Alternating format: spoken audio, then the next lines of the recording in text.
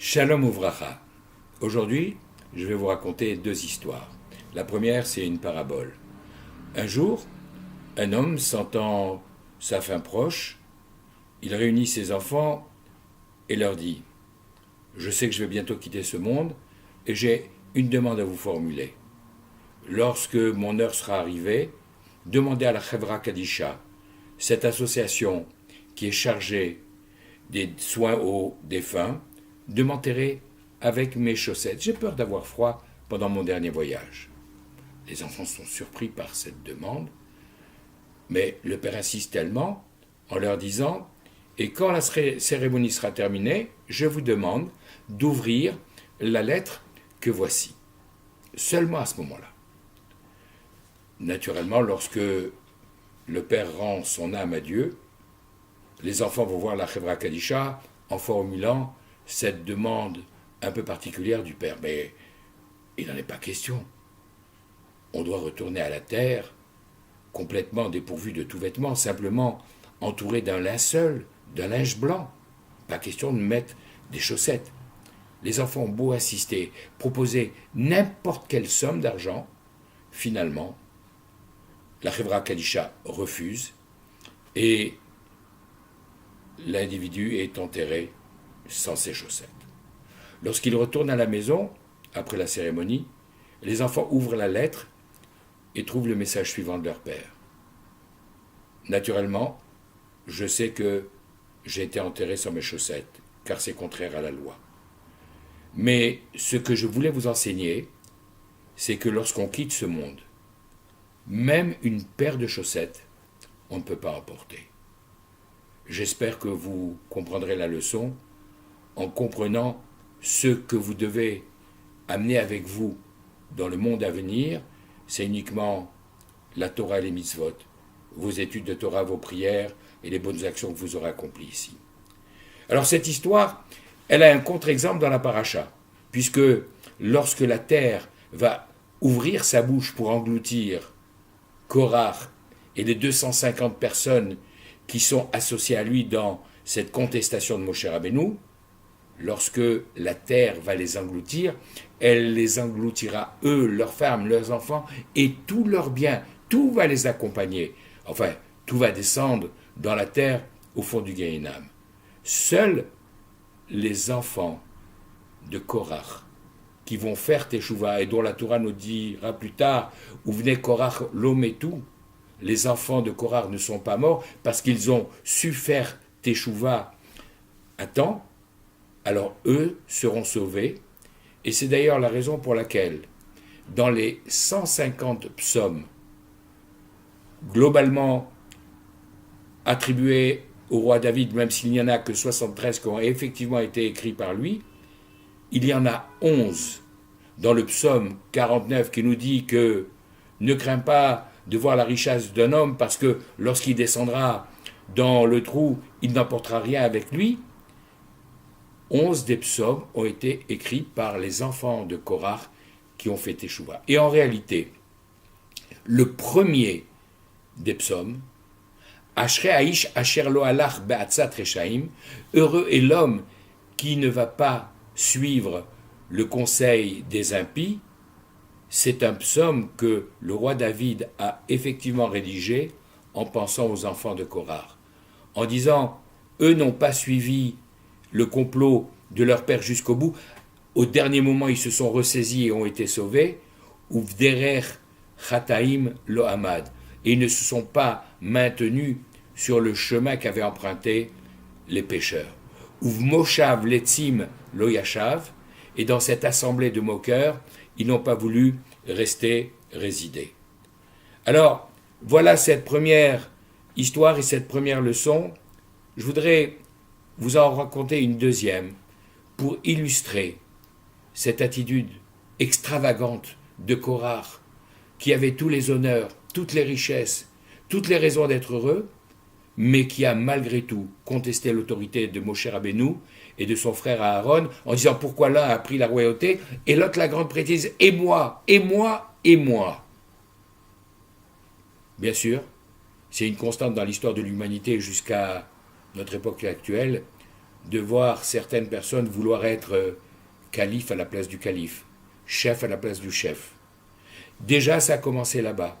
Et dans les communautés organisées, lorsque quelqu'un n'y arrivait pas, il pouvait s'allier à nos pires ennemis pour devenir un dénonciateur, ou comme on l'appelle dans notre tradition, un mosser, celui qui vient dire aux autorités étrangères tout ce que l'on peut reprocher à un tel ou un tel pour les punir. Et je voudrais maintenant vous raconter une anecdote qui s'est réellement passée avec l'un des plus grands décisionnaires du XXe siècle, Rav Moshe Feinstein, qui a vécu jusqu'à l'âge de 42 ans en Russie et les 49 années suivantes aux États-Unis, où ça a été le décisionnaire du monde juif américain. Lorsqu'il était encore en Russie, donc avant 1937, lorsqu'il était sous la domination communiste, sa communauté était bien entendu l'objet des soins les plus attentifs des autorités qui ne portaient pas les Juifs dans leur cœur d'une manière générale. Mais il y en avait un qu'ils toléraient et qu'ils aimaient, c'était quelqu'un, un mosser, un dénonciateur, qui était là en train d'épier les uns et les autres pour aller dire aux autorités tout ce qui n'allait pas, ou même qui était prêt à inventer des dossiers sur un tel ou un autre pour justement faire qu'il ait des problèmes. Alors, il était particulièrement protégé par les autorités parce que même s'il n'aimait pas les Juifs, celui-là, il l'aimait parce qu'il savait que grâce à lui, il pourrait avoir des informations sur les autres membres de la communauté. Alors, à juste titre, il était extrêmement craint. Et lorsqu'il se présentait dans un commerce juif, naturellement, le propriétaire était enclin à lui faire une remise au-delà du raisonnable pour éviter d'avoir des ennuis avec lui. Un jour, cet homme tomba grièvement malade. Il a compris qu'il était au bout du parcours. Il a fait appeler la Chevra Kadisha, cette fameuse association chargée des soins aux défunts, la société du dernier devoir. Il leur a dit, je sais que je vais bientôt quitter ce monde, alors j'ai une demande à formuler. Lorsque vous m'enterrerez, je veux être enterré face à la terre. Quelle curieuse demande. On a l'habitude d'enterrer, conformément à la tradition, le défunt sur le dos, dans son linceul. Il a beau eu assister, il n'a pas eu obtenu de confirmation. Ils se sont dit, on verra le moment venu, on demandera au Rav. Lorsqu'il a quitté ce monde, ils ont été posés la question à Rav Moshe Feinstein, qui était le Rav de cette ville de Luban où ils habitaient. Et le Rav a dit, il n'en est pas question. C'est vrai que certains disent, il faut écouter les dernières volontés du défunt, mais si elles sont contraires à la halakha, c'est sûr qu'il ne faut pas le faire. Si quelqu'un dit, à Dieu ne plaise, qu'il veut être incinéré, il n'est pas question de l'écouter, c'est contraire à la halakha, on doit écouter la halakha et pas ce que cette personne a donné. Alors lui, il demande à être enterré sur la face, il n'en est pas question, vous l'enterrez sur le dos. C'est ce qu'a fait la Chevra Kadisha. Quelques semaines plus tard, tout un groupe d'officiers russes arrive dans le village, va voir la Chevra Kadisha et leur dit, vous allez déterrer cette personne, le Mosser, celui qui collaborait avec nous. Nous voulons voir son corps. Mais c'est interdit de déterrer un mort. La seule raison pour laquelle on peut ouvrir la tombe d'un défunt, d'après la halakha, c'est pour transférer son corps en Eretz Israël. Mais ce n'est pas de cela dont il s'agit, n'est-ce pas? Donc il est interdit. Vous avez intérêt à obéir. Sinon, je vous envoie tous en Sibérie. La Chevra Kadisha est obligée de se soumettre à ce diktat.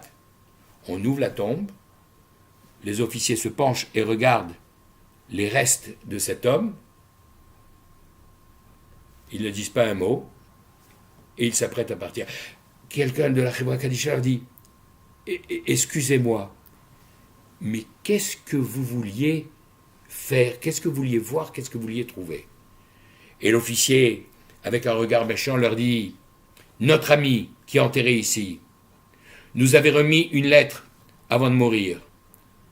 Et il nous a dit dans cette lettre, ils me haïssent tellement, ils me veulent tellement du mal, que pour se moquer de moi et des relations que j'avais avec vous, vous verrez qu'ils feront quelque chose d'extraordinaire pour me maltraiter, pour me mépriser. Vous verrez qu'ils sont capables de tout, par exemple, de m'enterrer face à la terre. Alors, nous avons voulu voir si ces craintes étaient justifiées ou pas, et heureusement pour vous, vous l'avez enterré normalement. La conclusion de cette histoire, elle est double. La première, c'est que heureusement que la Chevra Kadisha a écouté la halakha rappelée par Rabbi Moshe Feinstein et n'a pas voulu déroger à cette demande ubuesque. La deuxième, c'est qu'il y a des gens qui sont au-delà de la mort, capables de continuer à haïr et à vouloir faire du mal. Mais justement, l'histoire de cette semaine, Parashat Korach, où malgré la contestation, malgré les paroles très dures dites par Korach, par Dathan et Abiram, Moshe Rabbeinu n'hésite pas à faire la démarche, à aller suivi de tous les anciens jusqu'à eux pour essayer de faire la paix, pour essayer de rétablir l'harmonie dans le camp. Et malheureusement, quand ce n'est pas possible, alors effectivement, il y a cette créature qui existe. Depuis même, nous dit les Pirkei Avot, avant le premier Shabbat de l'histoire, avant même la création du monde, cette bouche de la terre qui va s'ouvrir pour les engloutir tous. Mais il faut, malgré tout, rappeler ce qu'on a dit les semaines précédentes, qu'en toutes circonstances, l'amour doit être plus fort que la haine, parce que ce n'est que grâce à cet amour gratuit, qui va vaincre cette haine gratuite dont nous avons été jusqu'à ces derniers jours témoins tout au long de notre histoire, qui ne cause que des destructions, que des séparations, que des divisions. Face à Kadosh Baruch Hu, que nous arrivions à être les dignes descendants de Aaron à Cohen, Ohev Shalom, Rodef Shalom, qui aimait la paix, qui courait derrière la paix, pour faire avenir l'ère messianique avec toutes les bénédictions qui en découlent. Bracha ve'atzlacha ve'kol tuv, qu'Hachem écoute nos prières. Amen.